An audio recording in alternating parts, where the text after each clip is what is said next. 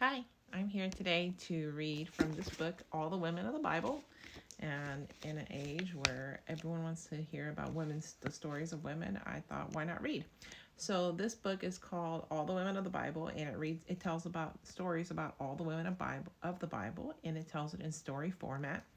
And today's story is Delilah and the Deadly Lure. I almost forgot. I also infuse all of these readings with Reiki. So, for an extra dose of calm and comfort and quiet in your day. So, this story is probably going to be 3 parts. And so, let's begin. You want me to do what? Asked Delilah, a disbelieving smile turning to a laugh. Get your lover to share his secret, answered the spokesman for the Philistine chiefs curtly. Convince him to tell you what makes him so much stronger than any other man that he can destroy anyone, anytime he wants to. You can do that, I suppose. Delilah drew herself up, an imperious frown underlining her scorn. Certainly I can, but why should I? Why do you interfere in the matter? What will you get out of it? You find out where his strength comes from, he answered her matter-of-factly, and tell us. Then we can take care of him. See to it that he's no longer a threat to us. Because he is our enemy. Samson's not my enemy, she smiled lazily. Not at all. And she smoothed her skirts with her hands, a sensuous gesture that made the man blink in spite of himself. She caught the reaction and her smile broadened as he flushed. Well then, he said slowly, his voice like honey, because if you do, we shall give you 1,100 silver shekels.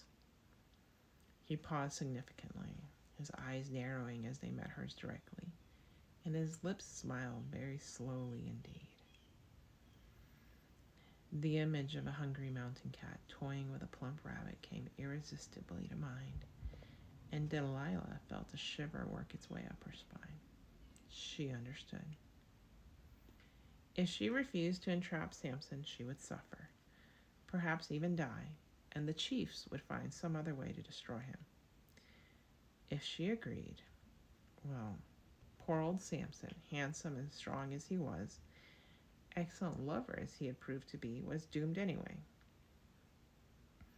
And 1,100 silver shekels would buy a very, very nice marriage afterward. Pursing her lips, she nodded. Done, she said quietly and held out her hand. Taking it, the spokesman bowed. Done, he repeated. His lips brushed her palm and he was gone. It had not occurred to the Lady of Sorek that she might have difficulty learning Samson's secret. He was besotted with her after all, and with good reason, she assured herself, checking the fit of her green gown. I've got him, poor thing. Honey cakes from an infant. Delilah began her campaign that night with a direct question. Tell me, lover, she purred, where did you get your great strength from? She smiled at him enticingly, then moved in for another kiss. When she caught her breath, she murmured, You're so strong. I wonder, what could one possibly do to take that strength away? She pressed against him in a way he found entirely distracting, and only rather later, and after a suggested, from the lady, did he answer. If anyone could tie me up using 7 fresh bowstrings, before they're dried, that would do it. My strength would drain away and I'd be just like anyone else. Impossible, she replied, breathlessly, continuing her seduction.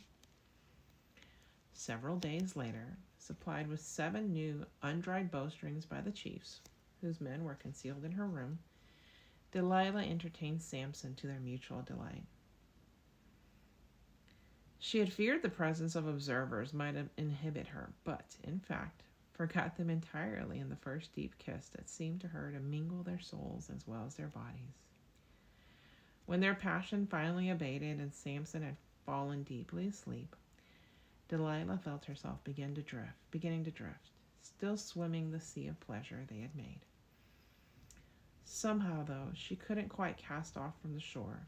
There was something nagging at the back of her mind, as though one of the watchers had upended the bedside pitcher over her, dousing her with chilled wine. She caught her breath and sat up with a bounce.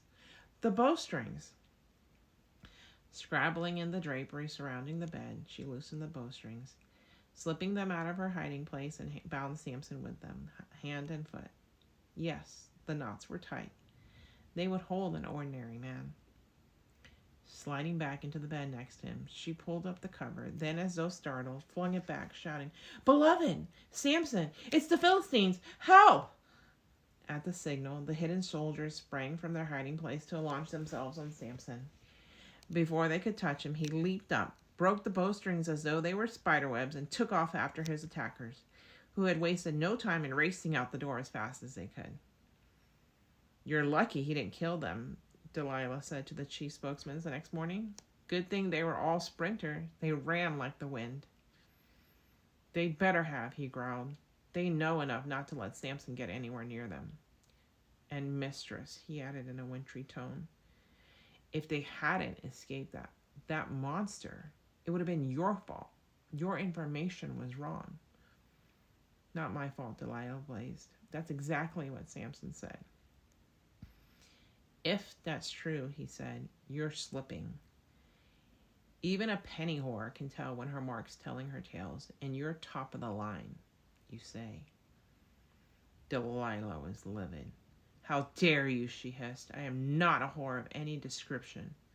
I am a well-bred lady who enjoys the companionship of civilized men who appreciate my mind and my charms. And if they give me gifts, that is their business and mine, not yours." "Whatever," the spokesman returned without interest. "Try again. We must neutralize Samson, one way or another." "Try harder," he advised, gave her a long look, and left. We're going to go to part 2. I hope you'll join me there because this is a little bit longer. And as ever and as always, I'm so glad you exist. I'm proud of you and I love you. And I hope you never ever forget that somebody smiled today because of you. Because you are enough. You matter and you're perfect. You always have been. You always will be.